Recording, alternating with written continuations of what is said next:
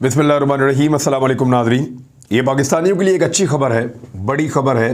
पहले थोड़ा सा खबर के बारे में बताता हूँ, फिर मैं आपको बताऊँगा कि एक्चुअली इसकी तफसीलात क्या है, ये इलाका कहाँ पे है, किस तरीके से दरियाफ्त हुआ और इसमें कौन सी चीज़ें अच्छी हैं, कौन सी चीज़ें ऐसी हैं जिनको अभी भी निशानदेही उनकी की जा सकती है या वहाँ पे बेहतर हो सकता था।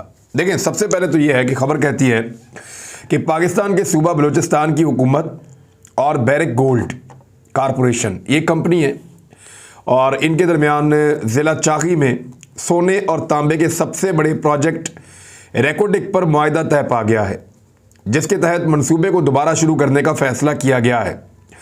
इसमें प्राइम मिनिस्टर ऑफ पाकिस्तान ने इस पर ट्वीट भी किया है।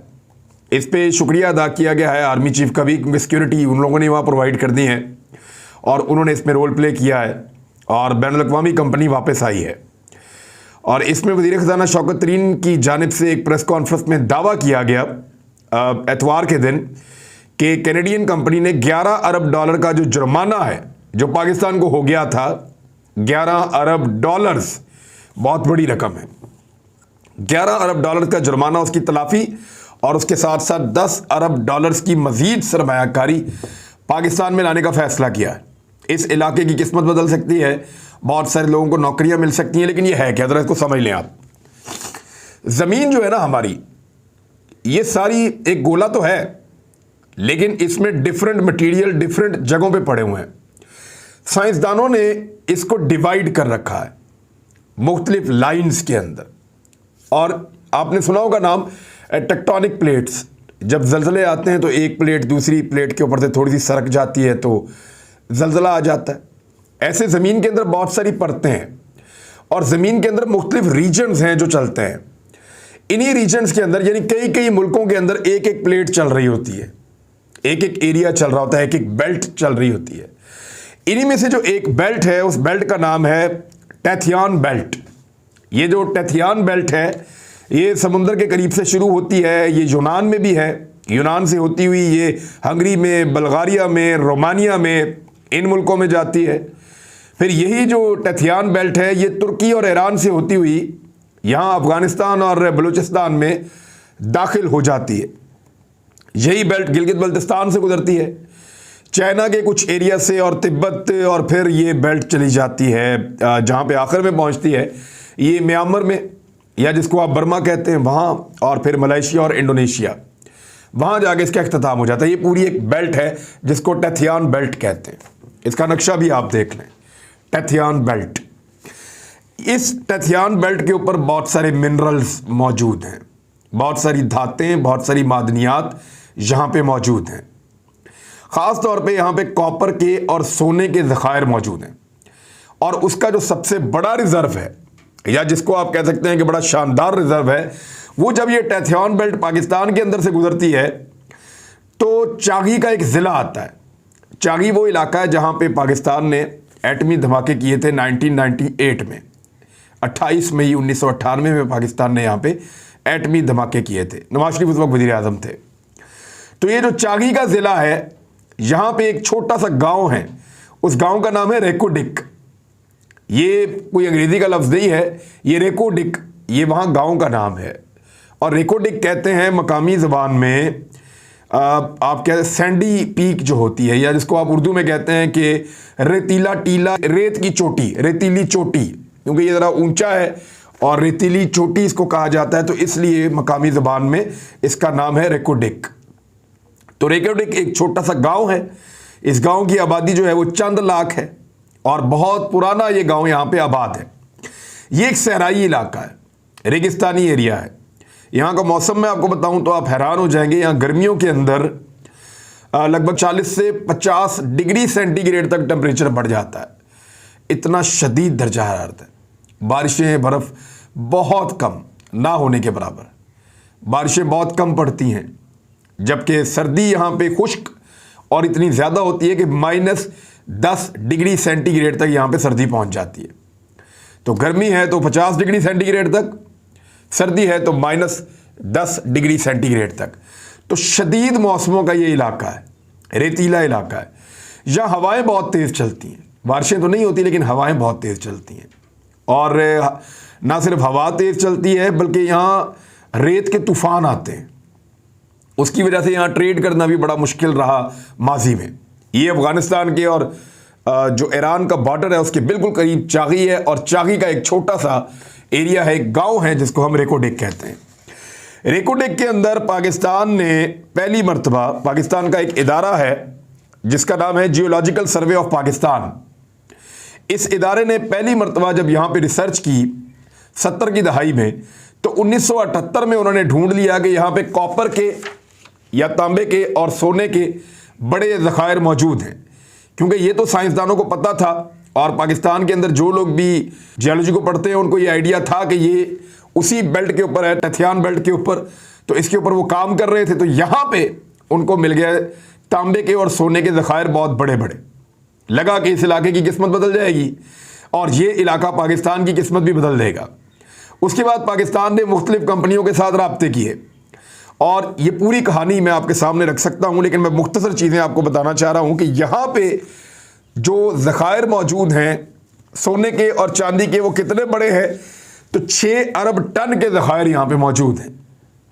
लेकिन ये सारा सोना और वो नहीं है, कॉपर नहीं है। ये जो 6 अरब टन है ये वो रॉ मटेरियल है जिसके अंदर से कॉपर और सोना निकलता है, और वो जो परसेंटेज यहाँ पे निकल रही है वो है 0.41%, यानी आधा फीसद से थोड़ा सा कम। लेकिन इसके बावजूद ये दुनिया के 5वें बड़े सोने के ज़खायर इनको कहा जाता है, जबकि कॉपर के भी दुनिया के जो सबसे बड़े ज़खायर हैं ये उनमें से एक है। तो जैसा कि मैंने आपको बताया कि ज़मीन के मुख्तलिफ इलाकों में मुख्तलिफ चीज़ें हैं, कहीं डेजर्ट है, कहीं पहाड़ है, कहीं समंदर है, कहीं बर्फ़ है, बहुत बर्फपोश पहाड़ियाँ हैं, वहाँ पे जो है वो इस किस्म के ग्लेशियर्स हैं। कहीं पे बड़ी ज़रखेज़ ज़मीनें हैं, जैसे कि मैंने आपको थोड़े दिन पहले बताया था कि यूक्रेन की ज़मीन दुनिया की ज़रखेज़ तरीन ज़मीनों में से एक है। ब्लैक सॉइल, काली मिट्टी, शानदार, जो उगता है वहाँ पे। इसी तरह पाकिस्तान के अंदर पंजाब और सिंध की ज़मीनें बड़ी कमाल है, लेकिन यूक्रेन की ज़मीन उससे बहुत बेहतर दुनिया में मानी जाती है। वहाँ पे पर एकड़ पैदावार भी बहुत ज़बरदस्त होती है और खादों की भी उतनी ज़्यादा ज़रूरत नहीं पड़ती। तो इस तरह ये एक इलाका जो है, इस तक जो सड़क जाती है उस सड़क का नाम भी बड़ा अजीब है। सड़क का नाम लंदन रोड है, और वैसे इसको सड़क को जावेदान कोयटा रोड कहते हैं। जो लोग वहाँ जाते हैं उनको इस बात का आइडिया है। बहरहाल रेकोडेक की किस्मत बदल सकती थी, लेकिन ऐसा हुआ नहीं। हमने जो भी बैरूनी कंपनी के साथ मुआहिदा किया, हम इस काम को आगे बढ़ा नहीं सके। हालांकि सैंडक के जो ज़खायर हैं उन पे चाइनीज़ कंपनी 10 साल से काम कर रही है, और आने वाले वक्त में पाकिस्तान को उसमें बहुत फ़ायदा हो सकता है, लेकिन रेकोडेक के ऊपर काम नहीं हो सका। ये मामला कभी अदालतों में चला गया, कभी ब्यूरोक्रेसी की नज़र हो गया, कभी जो है हमारे सियासतदान जो है वो अपनी लालच में पड़ गए, तो कभी किसी की लालच, कभी किसी की लालच, कभी कुछ, ये मामला इल्तवा का शिकार होता रहा।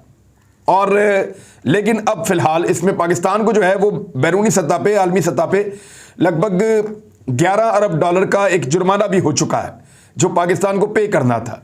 2019 में इमरान खान साहब ने इसके बारे में काम करना शुरू किया था, और फिर मुख्तलिफ कंपनियों के साथ राब्ते किए गए थे, और अब एक कंपनी ने इसमें पाकिस्तान के साथ ये मुआहिदा कर लिया है कि ना सिर्फ वो 11 अरब डॉलर का जो जुर्माना है उसकी तलाफ़ी करेंगे, बल्कि 10 अरब डॉलर की मजीद सरमायाकारी पाकिस्तान में लेकर आएंगे।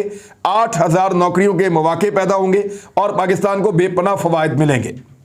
माजी में जो बलूचिस्तान की हुकूमत है वो ये चाहती थी, 25% मुनाफा उनको मिल रहा था। जो कंपनी है वो 50% मुनाफा ले रही है, पाकिस्तान जो है उसको 50% मुनाफा पाकिस्तान को मिल रहा है, क्योंकि पाकिस्तान इसको निकाल नहीं सकता। पाकिस्तान के पास वो टेक्नोलॉजी नहीं है, इसमें अरबों डॉलर लगते हैं, पाकिस्तान नहीं लगा सकता। जब सऊदी अरब में और अरब ममालिक में तेल निकला था, गैस निकली थी, तो उनके पास पैसे नहीं थे। तो उन्होंने क्या किया कि शुरू के अंदर बैरून मुल्क से कंपनियां लेकर आए, उन्होंने रिफाइनरीज लगाई, और वो तेल का ज़्यादा मुनाफा वो कंपनियां ले जाती थी। तो वो जो उन्होंने तेल के कुएं अरबों ने उनको दे दिए, वो उससे पैसा कमा के निकल गए, और अरबों को मुनाफा दिया बहुत थोड़ा। लेकिन वो थोड़ा मुनाफा भी इतना बड़ा था कि उसके बाद अरबों ने अपनी कंपनीज बना ली, आरामको बन गई और बहुत सारी कंपनीज बन गई, और अरब लगातार अब तेल निकाल रहे हैं। और वो दुनिया के अंदर कहीं भी किसी ने तेल निकालना हो तो वो अरबों से भी रब्ता कर सकते हैं। अपनी रिफाइनरीज उन्होंने लगा ली, अपना सिस्टम उन्होंने बना लिया। तो इसी तरह पाकिस्तान जो है वो अभी एक गरीब मुल्क है। पाकिस्तान इतने वसाइल नहीं रखता, ऐसी जदीद मशीनरी, टेक्नोलॉजी, साइंसी आलात और इतना पैसा, इतनी ट्रांसपोर्टेशन पाकिस्तान नहीं कर सकता कि यहां से इतनी बड़ी बड़ी मादनियात का फ़ायदा उठाए। तो हमें बैन अवी कंपनियों के पास जाना था, हम कल चले जाते, आज तक कुछ मिल जाता, लेकिन मादी के हुक्मरान इसके ऊपर फैसला नहीं कर पाए। तो अब इसके ऊपर फैसला हुआ है कि 50% पाकिस्तान को मिलेगा, 50% उस कंपनी को मिलेगा, और 8,000 जो है वो मुलाजमतें इसके अंदर मिलेंगी। उन्होंने कहा कि मुआहदे से इनकम फ्लो $100 अरब से ज़्यादा बढ़ जाएगा। ये कहा है शौकत तरीन ने। इससे वफाक और सूबाई हुकूमतों को टैक्सों की मद में बेपनाह रेवेन्यू भी मिलेगा, क्योंकि तमाम टैक्सेस लागू होंगे।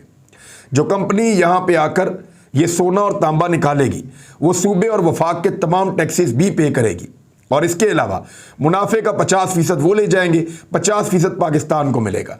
उस 50% में से 25% बलूचिस्तान को मिलेगा और 25% वफाक को मिलेगा। इस पे बलूचिस्तान ने भी जो है वो लब्बैक कहा है। बड़ी मीटिंग्स हुई हैं, कंसेंसस पैदा किया गया है, वफाकी और सूबाई हुकूमतों ने मिलकर, पाकिस्तान की एस्टेब्लिशमेंट ने इसके अंदर रोल प्ले किया है, और बिलाखिर ये जुर्माने से भी जान छूट गई, और साथ ही साथ रेकोडिक के मामले के अंदर पाकिस्तान किसी एक किनारे पर लग गया। अब अगर 4-5 साल लगातार काम होता है तो फिर मुनाफे का टाइम शुरू हो जाएगा। अब इसके ऊपर तनाज़ा जो है वो कई साल से चल रहा था, ये काम बंद था, काम चलना चाहिए। अल्लाह ताला पाकिस्तान को और भी ख़जाने दे, मेरी ये दुआ है, और आइंदा हम इस काबिल हों कि हम अपने ख़जानों को खुद निकाल सके और 100% मुनाफा पाकिस्तान रख सके। लेकिन इस वक्त हमारी वो कैपेसिटी नहीं है। चाइना आ जाए, अमेरिका आ जाए, कनाडा आ जाए, कोई भी मुल्क आ जाए, उसी को ये काम करना होगा, क्योंकि हम ये काम अभी इस वक्त कर नहीं सकते। वज़ीर आला बलूचिस्तान जाम कमाल के मुताबिक हुकूमत बलूचिस्तान को मुकदमाबाजी पर मजबूरी तौर पर अब तक जो पैसे खर्च करने पड़े हैं आलमी सतह पर, वो 7 अरब रुपए हैं। इतना खर्चा पाकिस्तान जैसे गरीब मुल्क ने उठाया, लेकिन इसके बावजूद आपको जुर्माना हो गया। सरकारी हुकाम के मुताबिक हुकूमत ने टैथान कापर कंपनी, ये टैथान एक कंपनी भी है, यानी ये इसी जो बेल्ट है ना, टैथान बेल्ट जो है, इसी बेल्ट के ऊपर ज़्यादातर ये कंपनी काम करती है। यहाँ से ये मिनरल्स उठाती है, धातें निकालती है, उनको दुनिया में बेचती है। तो इस तरह ये कंपनी यहाँ पाकिस्तान में भी आई थी। अब ये मुख्तलिफ कंपनी है, एक दूसरे को शेयर्स भी बेचते रहते हैं, लेकिन पाकिस्तान का मामला ये कि पाकिस्तान का मुनाफा पाकिस्तान को मिलना चाहिए। रेकोडिक का मुआहदा के हवाले से कुछ इफ्तिखार चौधरी साहब, जो साबिक चीफ जस्टिस ऑफ पाकिस्तान थे, उनके ऊपर भी तनकीद होती रही है, और पीपल्स पार्टी काफ़ी कहती रही है कि इन्होंने मुआहदा करके पाकिस्तान को जुर्मानों के सामने फेंक दिया है, और आलमी सतह पे पाकिस्तान को अब जुर्माने हो रहे हैं और परेशानियों का सामना करना पड़ रहा है। बहरहाल ये मामला हल हो गया।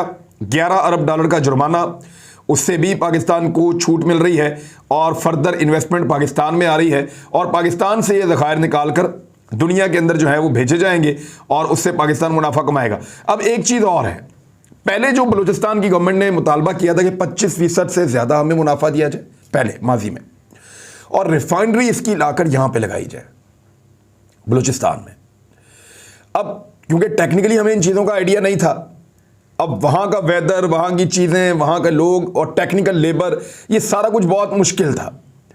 तो इस मरतबा हुकूमत ने एक एक पहलू को देखने के बाद ये डील करवाई है, और बलूचिस्तान भी कह रहा है कि ठीक है, हमें 25% कबूल है और 25% वफाक को मिल जाए। लेकिन ओवरऑल वफाक ने जिस तरह ये पैसे खर्च करने हैं, उसमें जो फार्मूला तय है, लगभग 35% इसमें से बलूचिस्तान के हिस्से को चला जाएगा, और बलूचिस्तान जो है उसकी तरक्की होगी, और वो खित्ता जो है वो आगे बढ़ सकता है। 8,000 मजीद लोगों को वहाँ पे मुलाजमतें मिलेंगी। यहाँ की जो आबादी है, इसमें एक बड़ा हिस्सा, बहुत बड़ा हिस्सा अफगानियों का भी है। अफगान महाजरीन यहाँ पे रहते हैं, और ये ज़्यादा लोग वो हैं जो कानकुनी का काम करते हैं, यानी वो काम करते हैं जो गैर मुल्की कंपनियां करवाना चाहती हैं। तो यहाँ लेबर भी इस वक्त अवेलेबल है, वो बेरोज़गार थे, उनको भी काम मिल जाएगा। वैसे मैं आपको बता देता हूँ कि पाकिस्तान ने इसके ऊपर पैसे कितने खर्च किए और कैसे खर्च किए। 12 से 13 तक कानूनी कार्रवाई पर आलमी सतह पर पाकिस्तान ने 48 करोड़ 11 लाख 54 हज़ार अदा किए। 2014 से 15 तक 1 अरब 7 करोड़, 2016 में 23 करोड़ 84 लाख, 2017 में 61 करोड़, 2017 से 18 के दौरान 82 करोड़, 18 में 52 करोड़, और 19-20 में 1 अरब 6 करोड़ 42 लाख खर्च किए, जबकि 20 से अब तक 52 करोड़ 50 लाख खर्च किए। तो इस तरह पाकिस्तान ने 7 अरब से ज़्यादा रकम जो है वो खर्च कर दी है। और इस केस के अंदर आपको एक और बड़ी इंटरेस्टिंग फैक्ट मैं आपको बताता हूँ कि साबिक जो बरतानवी वज़ीर आज़म टोनी ब्लेयर हैं, उनकी अहलिया चेरी ब्लेयर, वो पाकिस्तान की नुमाइंदगी करती रही हैं इस केस के हवाले से। बहरहाल अब ये एक और कंपनी को मुंतकिल हो गया है और ये कहा जा रहा है कि आने वाले वक्त में, और ये वज़ीर-ए-आज़म पाकिस्तान ने इसके ऊपर एक मुबारकबाद भी दी है कौम को, कि आने वाले वक्त में पाकिस्तान को इससे बहुत फ़ायदा होगा। उन्होंने क्या कहा? उन्होंने कहा कि मैं मुबारकबाद देता हूँ कौम को और बलूचिस्तान के लोगों को कि एक कामयाब मुआहदा हो गया हमारा बैरिक गोल्ड कंपनी के साथ, और development of Reko Diq mine after 10 years of legal battle, 10 साल की कानूनी जंग के बाद हमारा ये मुआहदा हुआ और फिर नेगोशिएशंस हुई हमारी उनके साथ, और लगभग 11 अरब डॉलर का हमारा जो जुर्माना है वो ख़त्म, और 10 अरब डॉलर की यहाँ पे इन्वेस्टमेंट आएगी, 8000 नई नौकरियाँ मिलेगी। ये वज़ीर-ए-आज़म पाकिस्तान ने खुशखबरी सुनाई है। अब तक के लिए इतनी, अपना ख्याल रखिएगा, अपने इस चैनल का भी। अल्लाह हाफ़िज़।